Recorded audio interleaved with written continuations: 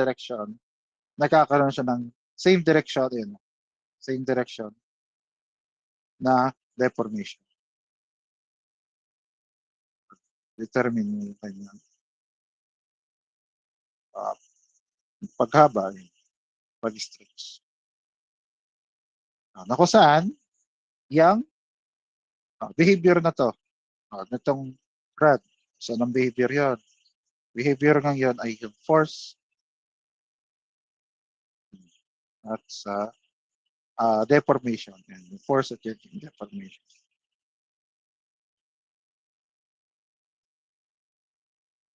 Na yung behavior na yon, na pag-apply ng force, ay nagkakaroon ng deformation ay kapares na behavior ng sa spring.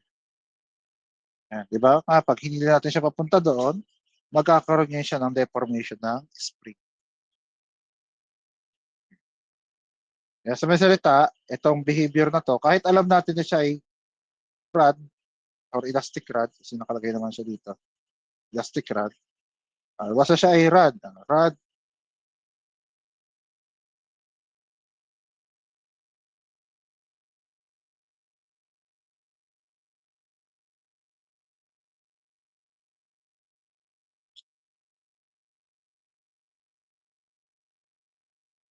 Hindi siya ay rod.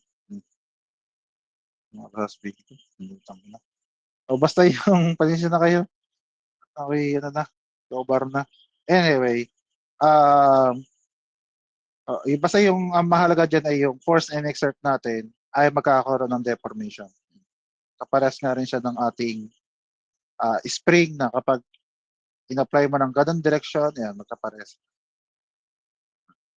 So kaya ngayon, ito ngang rod natin ito, na elastic rod, ay i-represent natin siya as equivalent na spring. Sa may salita, ang tunay talaga dyan ay ito. Rod talaga siya. Pero dahil ngayon ay sobrang dami ng degrees of freedom, para nga mas simple ay gagawin natin siya or i-represent natin itong rod na to as a spring. I-represent natin siya as a spring.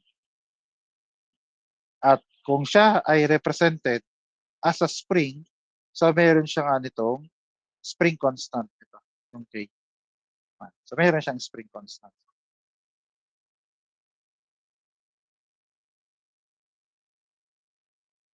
So, paano kayo kukunin yung spring constant niyan? Ayun pala. Sige. So, ang tanong ko nga ulit ay thumbs up kung kumukuha or tapos nang kumuha ng MDB, Mechanics of Deformable Body. Ayan. Isa lang ha, para makita ko, para unique. O thumbs down kapag hindi pa nakakakuha. O thumbs down kapag hindi nakakakuha. Ayan, meron pang hindi nakakakuha ng MDB. Siya lang. Ayan, meron pang isa. Sige. Tinatanong ko ha, seryosong tanong ito para alam ko kung saan ako lulugar. Kasi kung alam niyo na, edi hindi ko na masyado papaka-explain. Pero meron dalawang nag-thumbs down. So, okay. So, ang trick ko ay normal na equation. So, yung behavior kasi ng pag-stretch at pag-compress ng elastic rod ay makikita natin siya doon sa tinatawag nating elastic limit. Yung elastic limit. Ang elastic limit ay kung saan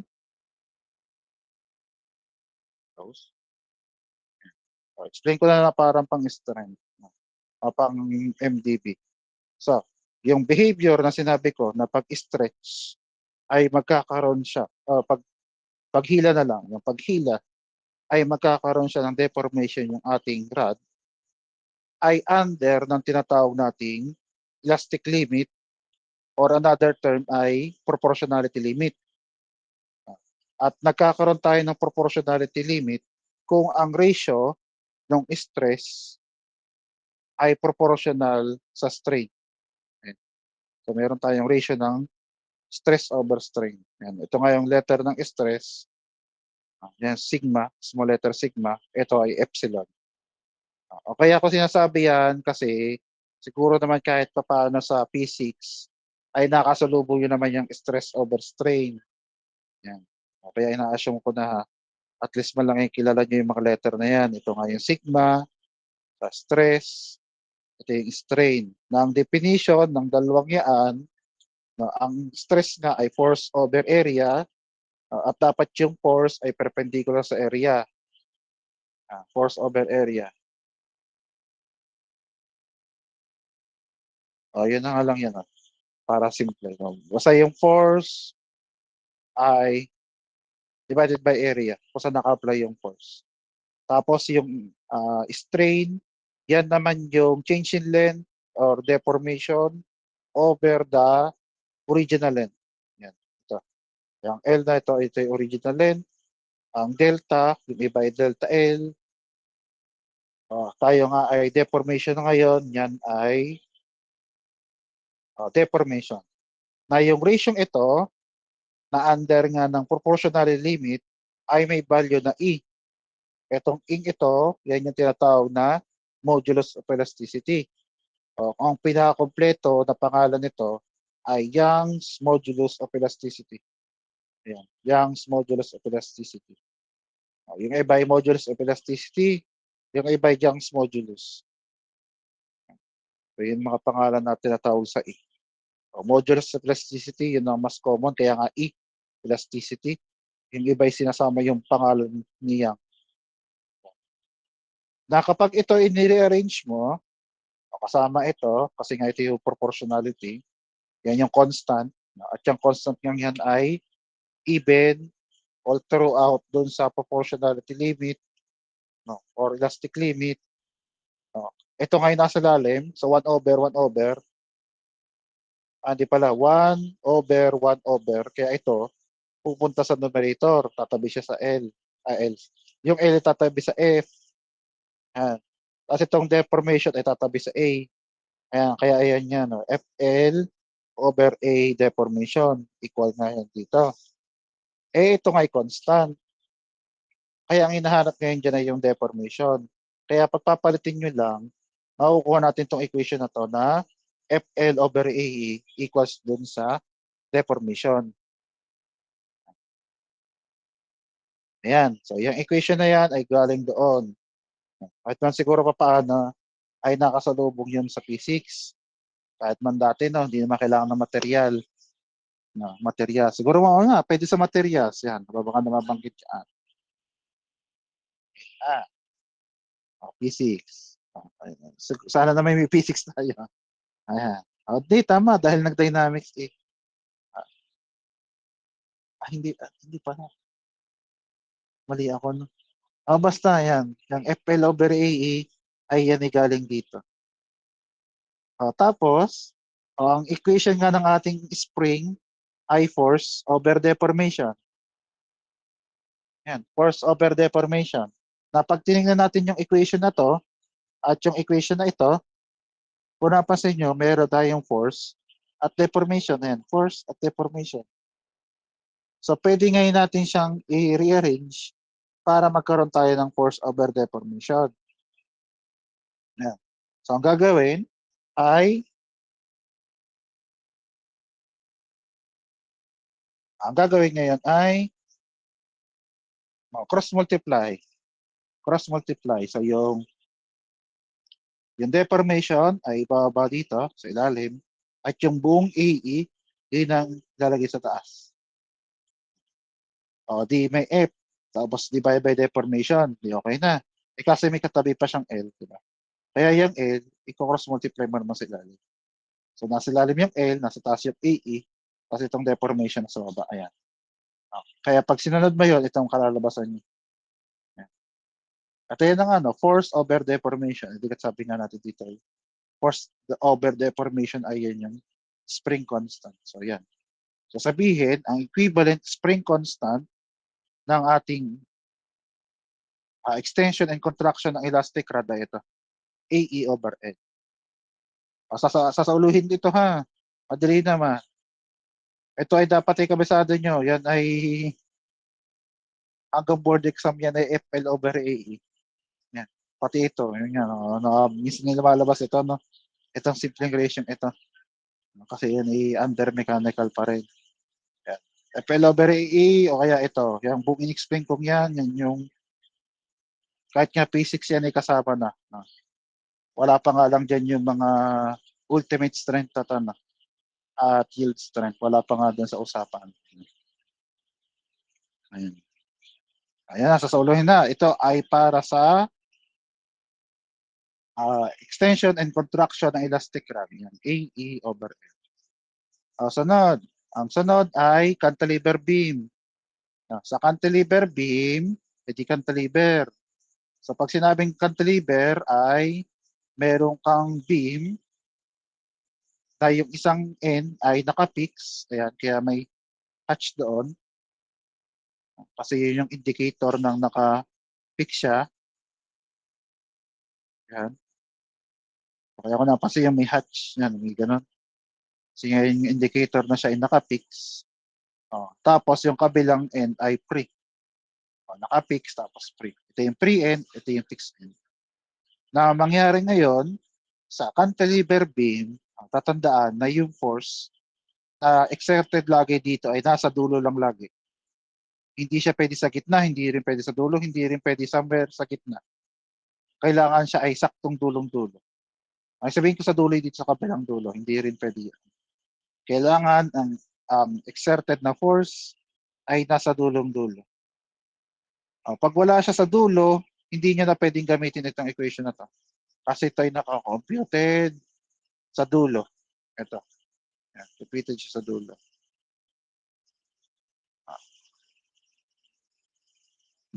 Ang mangyari kasi kapag ito'y tinuunan mo, itinulak pa ba, kaya ganyan, magkakaroon ngayon siya ng hindi deformation. Ang term na ginagamit dyan ay deflection.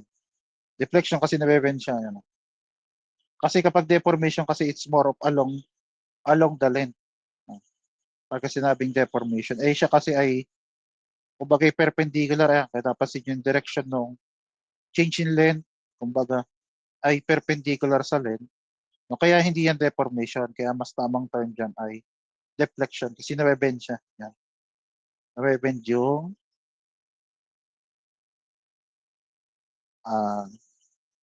beam, yung beam. Yan. Tapos, ay yung equivalent spring niyan ay dapat ay nakaparallel or nakaayon doon sa change in length. Hindi siya sa length nakabase. Yan. Kaya kung napansin niyo, ang drawing dito ay naka-perpendicular siya doon sa length. Yung orientation ng spring ay perpendicular sa length. Yan. Kasi kung titingnan nyo kanina sa extension and contraction elastic rod, ayan. So dahil pahiga yung ating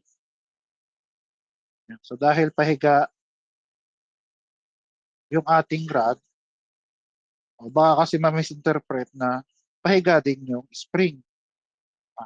Ito yung nagkataon lang kasi ang nangyayari talaga ay sinusundan ng spring or yung direction kung paano mag-stretch or mag-compress yung spring ay same direction as our deformation.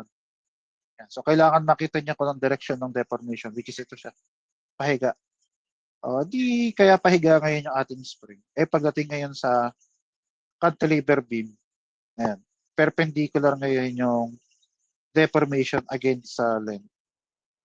Hindi ang masusunod dyan ay yung deformation. Kasi nga doon tayo nagkakaroon ng movement up and down. Ayan.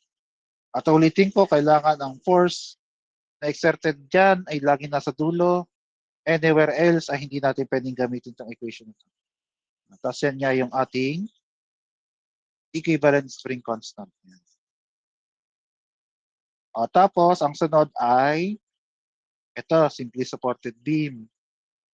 So, simply supported beam ay ayan. So, yun. May hinge ulit. Tapos may roller support. Hinge and roller support. Yun nga yung sa hinge, yan nga ilagay may dalawang force involved. Dito ay laging vertical lang. Pero mahalaga pa rin dyan, kapag tinuunan mo sa gitna, ay mabibend siyang pababang ganito. Oops. Ay, hindi pala nakalapis. Mag-bend siya papabang ganun. So, ibig sabihin, ang direction pa rin ng deformation natin ay pababa. Tas baba. Kaya kung napansin nyo, ang drawing ng ating spring ay yan din. Tas baba din ang motion niya. No, kasi tas baba din yung motion ng ating deformation. Okay? At itong equation na to, kasama nung sa cantilever, yan ay nakuha sa equation ng deflection. Ang problema lang ay masalimuot na kukunin yung deflection, kaya papasulo ko na lang sa inyo. Yan. So, para sa cantilever beam nga ulit, siya ay 3EI over L cube. At para sa cantilever beam, siya ay 48. Cantilever beam. Para sa simply supported beam, simply supported beam, 48 EI over L cube yan. Kaya hindi ko binanggit kanina kasi kung napansin niya, no, magkahawig, no, pare silang EI over L cube. Yung isa lang ay 3. 3. Ito ngayon ay naging 48. 48. 48. Tapos ang inga ulit ay modulus of elasticity. Ang I, ayan, kaya nga I yan ha. Ibig sabihin yan ay area moment of inertia. Ayun nga ha, kaya nga pinapasaulo ko yung tatlong basic shape ng moment of inertia. Yung rectangle over 12, triangle over 36, at ang circle ay over 64. O yung tatlo lang yun. O tatlo. O yung tatlong ang yun ay Squid Game, pag nakalimutan. Di ba? Yun yung shape ng sa Squid Game. Yun na. Yun nakalimutan. 12, 36, 64. Tapos over L cube. Ang L cube ay yung length mismo. Yung kabuuang length ng ating beam. Yan, yung buong length. Ulitin ko ha, yung may specific na pesto yung force sa dalawang beam ha. Sa cantilever beam ay kailangan sa dulo, whereas yung sa simply supported beam ay sa gitna.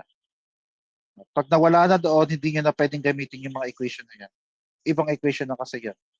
Yung kasi kailangan pataraga kasi i-derive. Ang sunod ay ito. Kaso ay 58 na. Kaya ito, itutuloy ko na lang sa sunod. So, pa-remind na lang ako na dito ha. Hindi yan.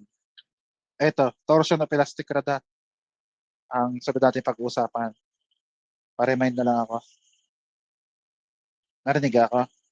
Ayun. Opo. Sige. Thank you. Antay mo na ha. Wala mo nang aalis.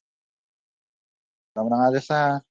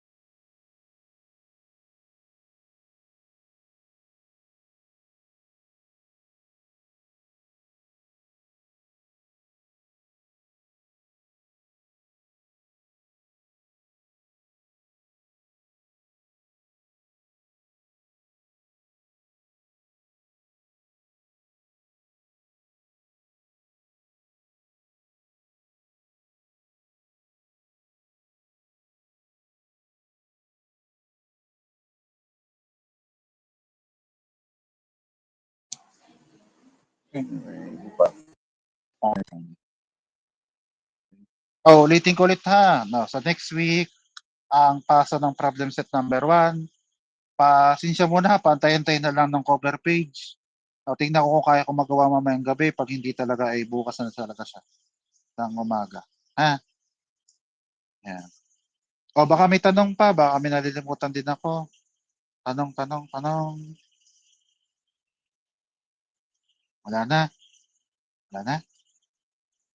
Wala na. Wala na. Wala naman po. Wala na. Sige, sige. Ayan. Sige. So kung wala nang tanong, di hanggang dito na muna. Kaya